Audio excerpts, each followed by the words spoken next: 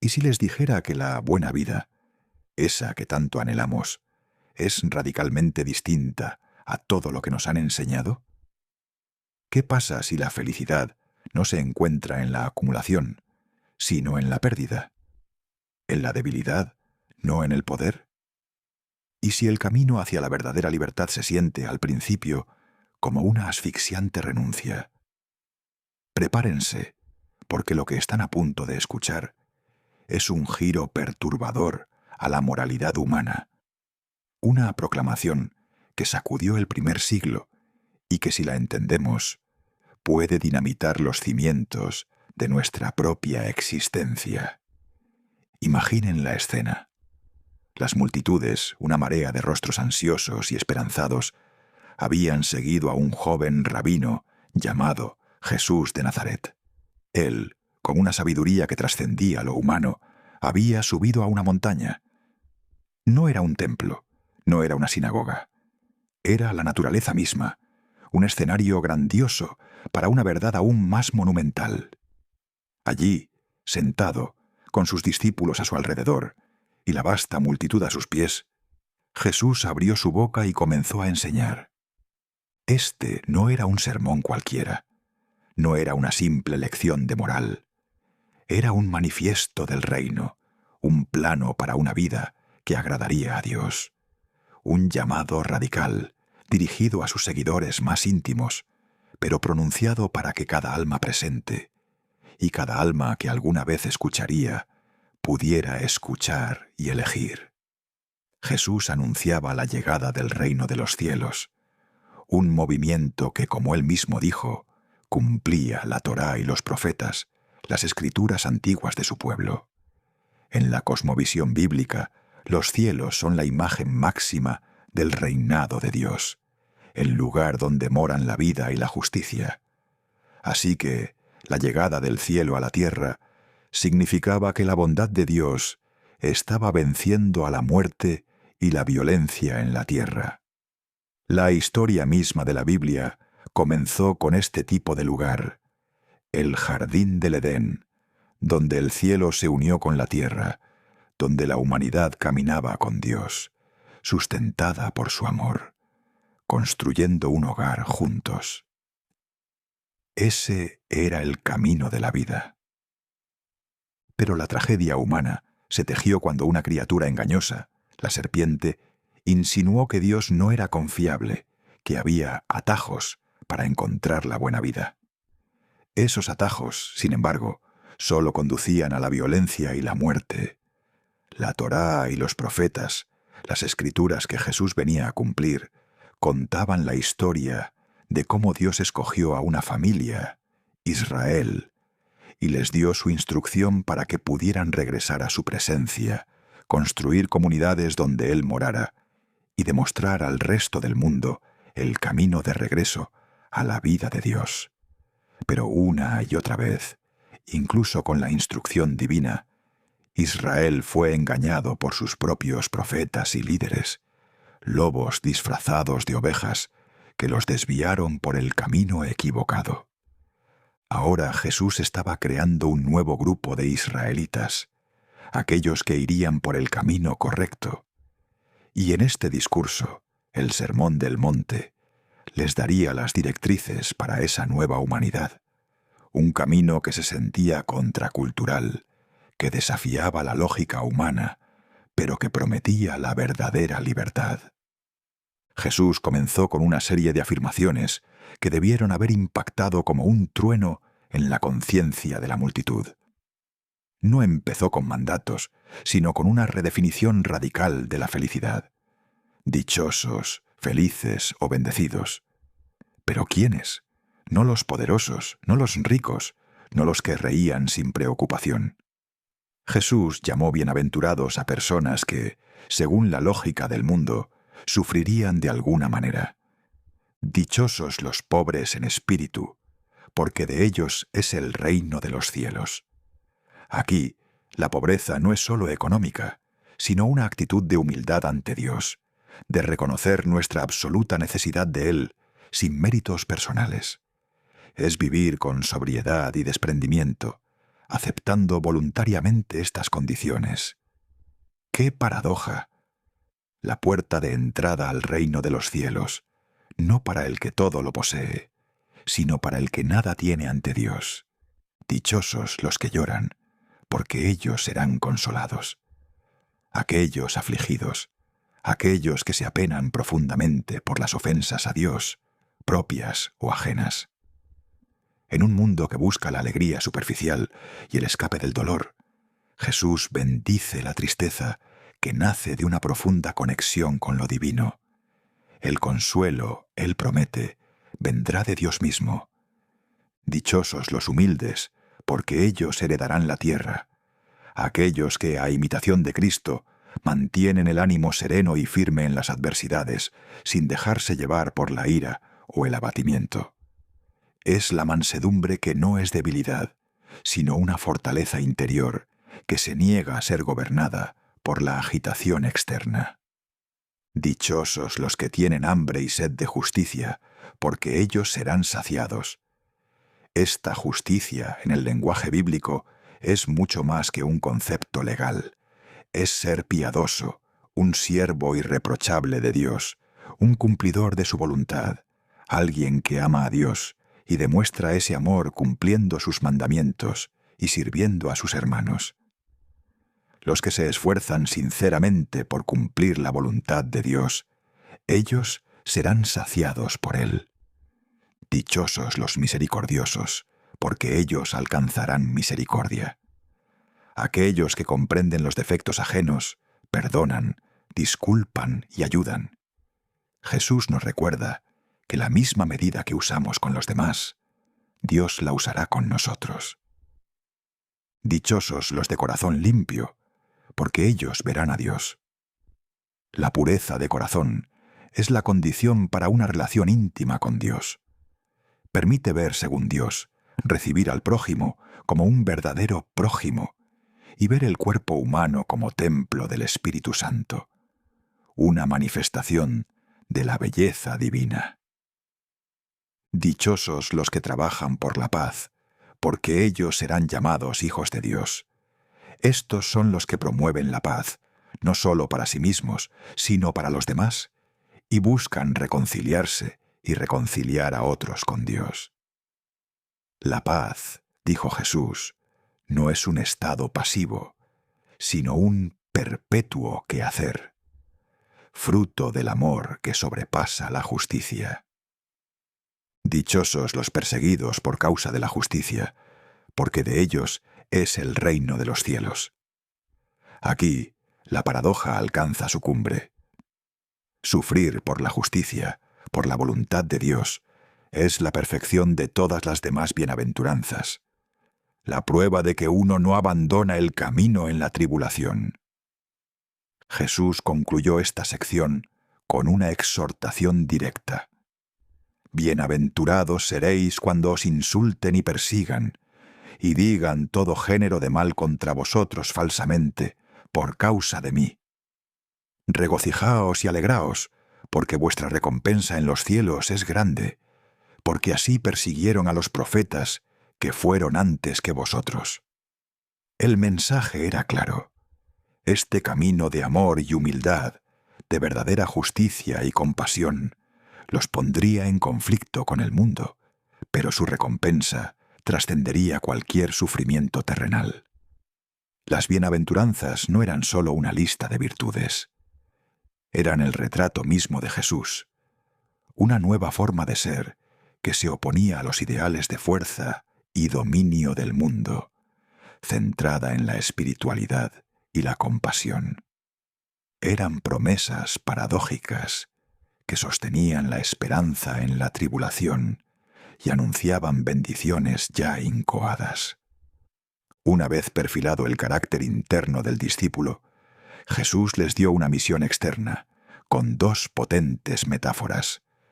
Vosotros sois la sal de la tierra, vosotros sois la luz del mundo.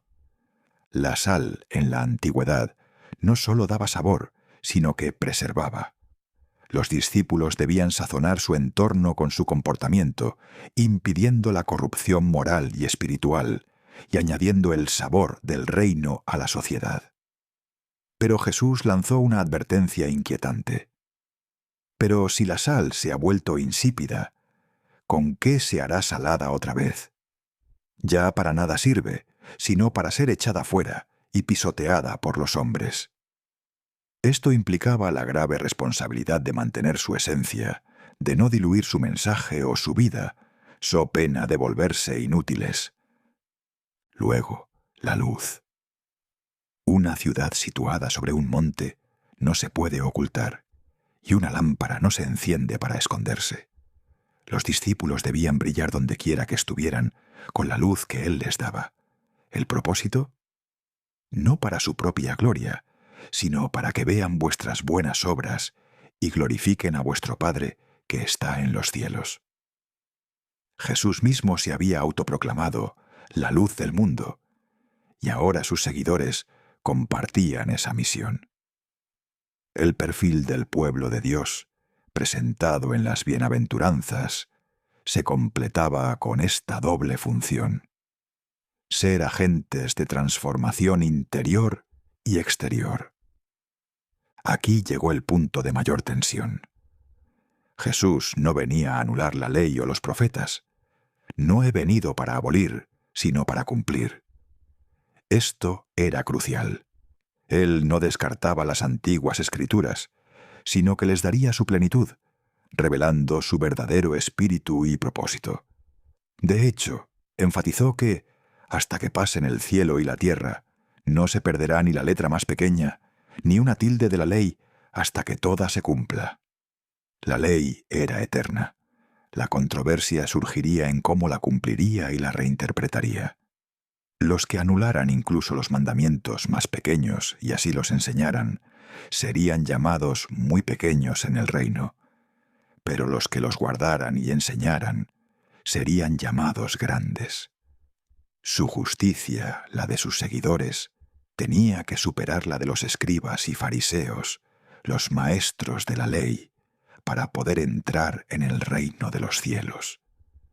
Jesús procedió a desglosar una serie de enseñanzas que contrastaban lo que se dijo a los antepasados con lo que Él ahora declaraba, revelando una justicia que penetraba hasta el corazón. Esto es conocido como las antítesis. La ley había dicho: no matarás. Jesús fue más allá, hasta la raíz del problema. Pero yo os digo que todo aquel que esté enojado con su hermano será culpable ante la corte, y cualquiera que diga raca a su hermano será culpable delante de la Corte Suprema, y cualquiera que diga idiota será reo del infierno de fuego. La ira, el desprecio verbal, el odio en el corazón, Jesús los equiparó con el homicidio mismo. La tensión aquí es palpable. Un pensamiento, una palabra, podía ser tan condenatoria como una acción. Jesús enfatizó la importancia de la reconciliación, dándole incluso más peso que la ofrenda en el templo.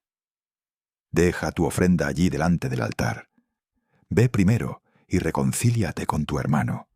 Luego vuelve y presenta tu ofrenda. La relación con Dios no podía estar bien si la relación con el prójimo estaba rota.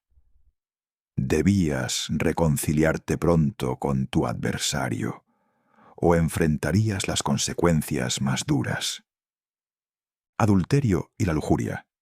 La ley decía: no cometerás adulterio. Una vez más, Jesús profundizó: pero yo os digo que todo el que mire a una mujer para codiciarla, ya cometió adulterio con ella en su corazón. El pecado comenzaba en el corazón, no en la acción. La codicia, el deseo de poseer a alguien que no es tu cónyuge, debía ser frenada inmediatamente. La solución que ofreció era drástica, impactante, diseñada para mostrar la seriedad del asunto.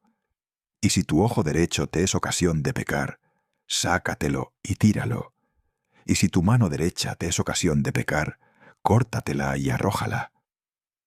Era una hipérbole, claro, pero que subrayaba la necesidad de un radical autocontrol y la eliminación de cualquier cosa que condujera al pecado, porque era mejor perder una parte del cuerpo que ser arrojado al infierno. Divorcio. Se había dicho, cualquiera que repudie a su mujer, que le dé carta de divorcio. La práctica judía de la época permitía el divorcio por casi cualquier motivo. Pero Jesús sentenció, «Pero yo os digo que todo el que se divorcia de su mujer, a no ser por causa de infidelidad, la hace cometer adulterio, y cualquiera que se casa con una mujer divorciada, comete adulterio». Jesús dejó claro que el plan original de Dios para el matrimonio no incluía el divorcio por cualquier motivo, estableciendo una única excepción: la fornicación o inmoralidad sexual. Esto representaba un retorno a la santidad y permanencia del matrimonio, como Dios lo instituyó. Juramentos.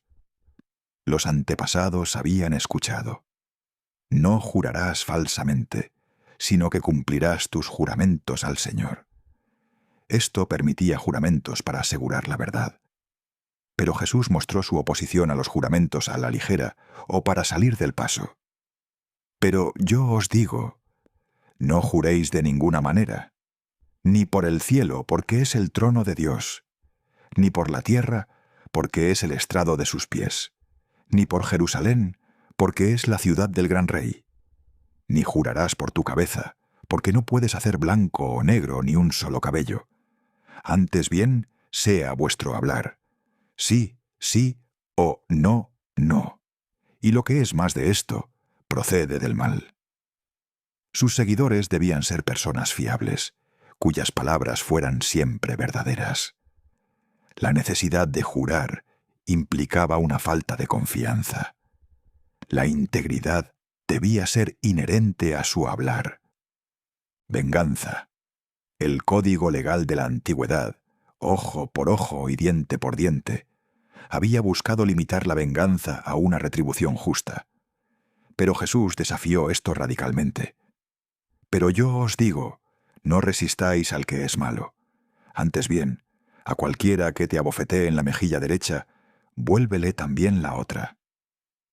Y continuó con ejemplos contundentes: «Dar también la capa si te quitan la túnica, ir 2 millas si te obligan una, dar al que pide y no rehusar prestar». Jesús instó a sus discípulos a dejar de lado el deseo de venganza y no resistir el mal que les hacían sus enemigos, sino a ser bondadosos y generosos. Esto era una llamada a una transformación profunda del instinto humano de represalia. Amor a los enemigos. La ley decía: «Amarás a tu prójimo y odiarás a tu enemigo». Jesús demolió esta última parte. «Pero yo os digo, amad a vuestros enemigos y orad por los que os persiguen, para que seáis hijos de vuestro Padre que está en los cielos, porque Él hace salir su sol sobre malos y buenos, y llover sobre justos e injustos». Aquí no había lugar para el odio. ¿Qué mérito tenían si amaban solo a quienes los amaban, si saludaban solo a sus hermanos? Incluso los recaudadores de impuestos y los gentiles hacían eso. La aspiración del discípulo debía ser radical. «Por tanto, sed vosotros perfectos como vuestro Padre Celestial es perfecto». El amor de Dios no discriminaba, y así debía ser el amor de sus hijos. Este era el principio central del discipulado cristiano, un ideal que se centraba en el amor y la humildad. Jesús ahora se adentró en cómo la piedad debía ser vivida, con una fuerte condena a la hipocresía. Dar a los necesitados. Se esperaba que los discípulos de Jesús dieran limosna y hicieran obras de justicia. Pero la clave estaba en la actitud. «Guardaos bien de hacer vuestra justicia delante de los hombres, con el fin de que os vean. De otro modo no tendréis recompensa de vuestro Padre que está en los cielos. Cuando des limosna no lo vayas pregonando, como hacen los hipócritas en las sinagogas y en las calles, con el fin de ser alabados por los hombres. En verdad os digo que ya recibieron su recompensa. Tú, por el contrario, cuando des limosna, que tu mano izquierda no sepa lo que hace tu derecha, para que tu limosna quede en oculto. De este modo, tu Padre, que ve en lo oculto, te recompensará.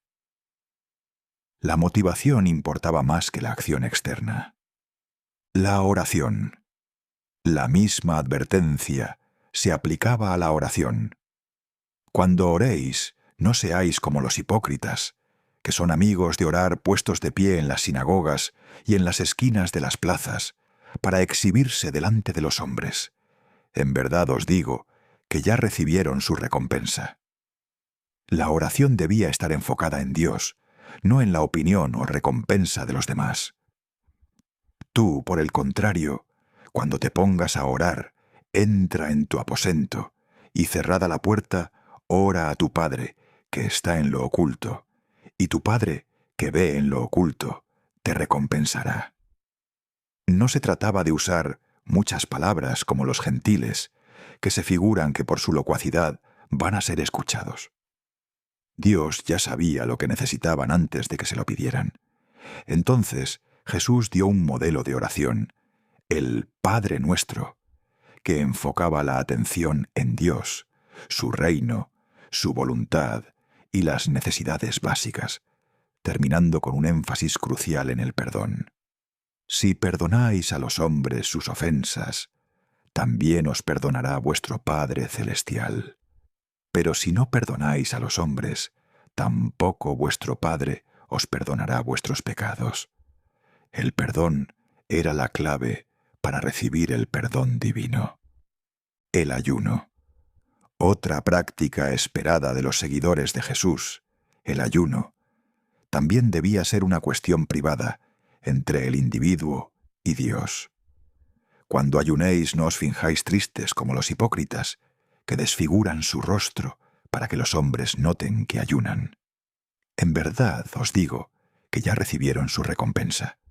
Tú, en cambio, cuando ayunes, perfuma tu cabeza y lávate la cara, para que no adviertan los hombres que ayunas, sino tu Padre, que está en lo oculto, y tu Padre, que ve en lo oculto, te recompensará.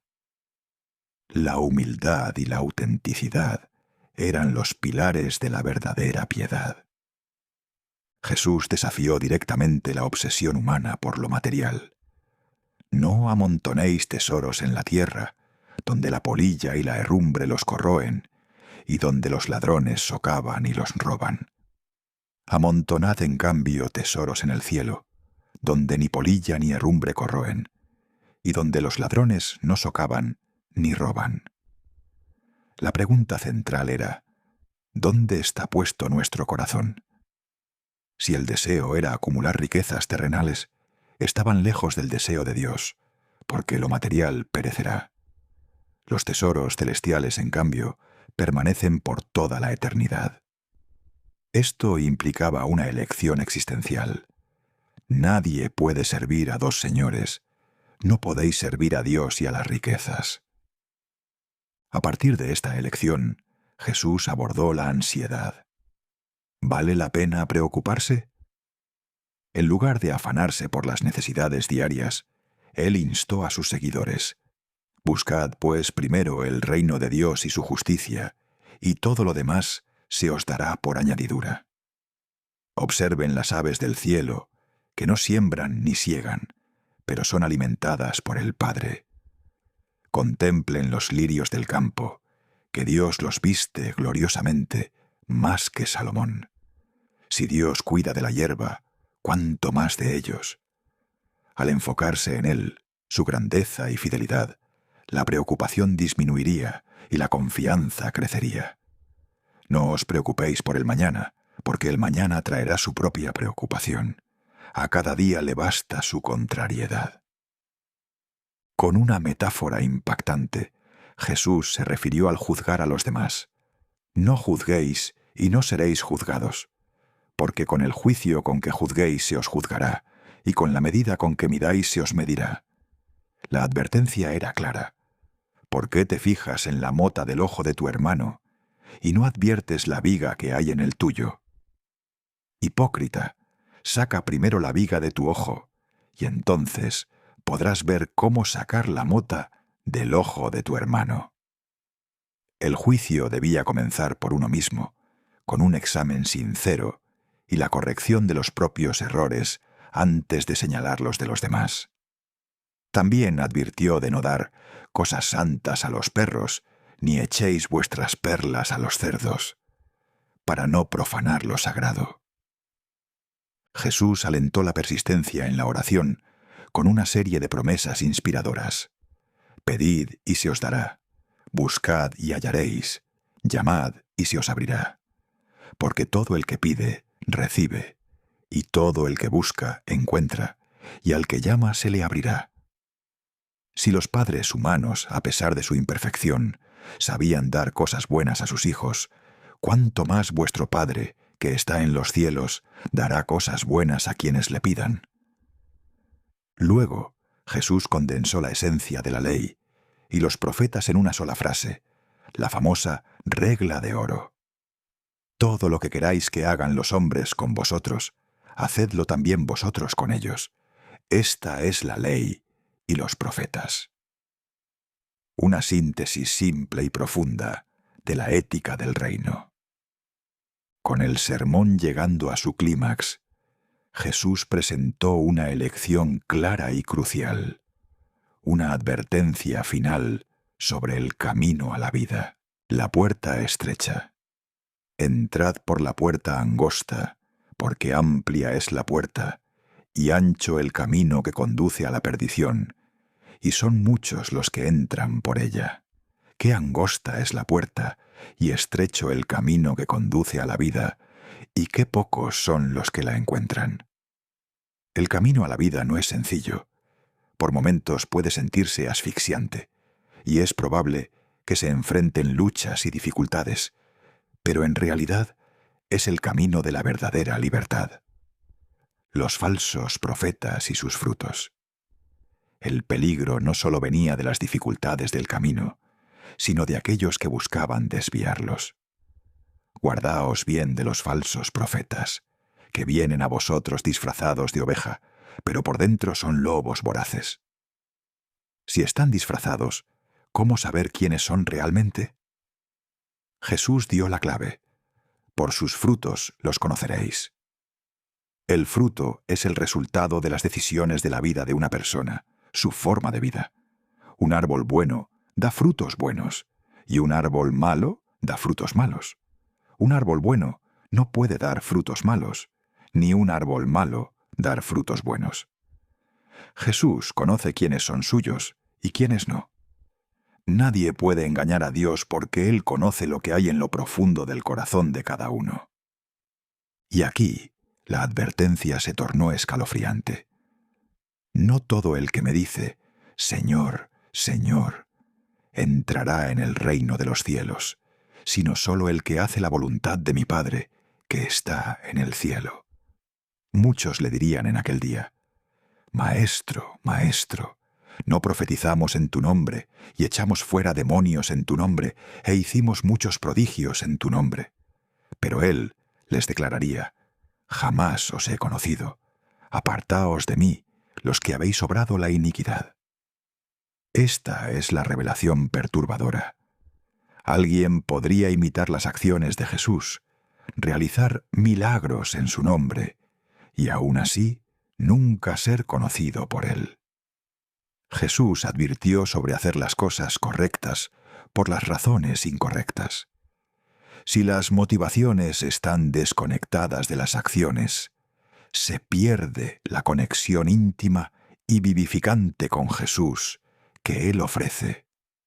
Los dos cimientos, prudencia o insensatez, la culminación del sermón, un llamado a la acción ineludible. Por tanto, todo el que oye estas palabras mías y las pone en práctica es como un hombre prudente que edificó su casa sobre roca. Cayó la lluvia, llegaron las riadas, soplaron los vientos e irrumpieron contra aquella casa, pero no se cayó porque estaba cimentada sobre roca. Pero la antítesis era dura. Pero todo el que oye estas palabras mías y no las pone en práctica es como un hombre necio que edificó su casa sobre arena. Cayó la lluvia, llegaron las riadas, soplaron los vientos e irrumpieron contra aquella casa, y cayó, y fue tremenda su ruina. Esta imagen, lejos de ser aleatoria, resonaba profundamente con el contexto judío. La casa de Dios era una frase común que describía el templo sobre una montaña rocosa en Jerusalén. Era la imagen de cómo los seguidores de Dios podían edificar una comunidad donde la presencia celestial de Dios pudiera residir en la tierra, como en el jardín del Edén. Jesús estaba describiendo una nueva humanidad, unida por la sabiduría y el amor de Dios, creando comunidades de paz y justicia en medio de la violencia y la muerte que nos rodea. Solo aquellos lugares, cimentados en la obediencia a su palabra, perdurarían.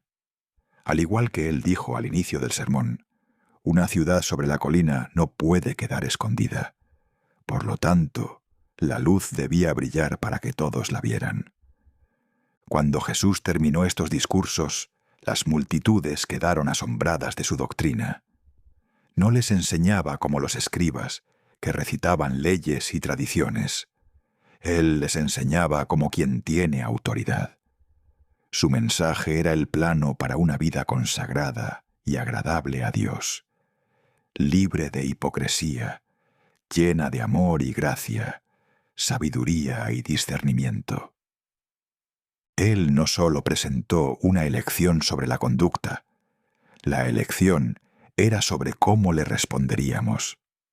¿Dejaríamos que transformara nuestros caminos para que estuvieran cada vez más alineados con los caminos de Dios? ¿O dónde construiríamos nuestra casa? ¿Sobre la arena o sobre la roca? El Sermón del Monte no es solo un relato histórico, es un espejo existencial, una provocación a nuestra propia conciencia. Jesús, con cada palabra, nos ofreció una visión audaz de cómo podría verse el reino de Dios en acción a través de vidas humanas. Él mismo puso en práctica esa visión durante toda su vida, y luego ofreció a sus seguidores la misma elección. Y ahora, esa elección, esa pregunta fundamental, es nuestra. ¿Estamos escuchando sus palabras para vivir, para dejar que transformen nuestros corazones y motivaciones? ¿O simplemente estamos imitando acciones, construyendo sobre arena, destinados a ver nuestros cimientos derrumbarse cuando lleguen las inevitables tormentas de la vida? La verdadera felicidad, la verdadera libertad, el verdadero hogar con Dios, esperan del otro lado de esa puerta estrecha. La pregunta es, ¿estamos dispuestos a entrar?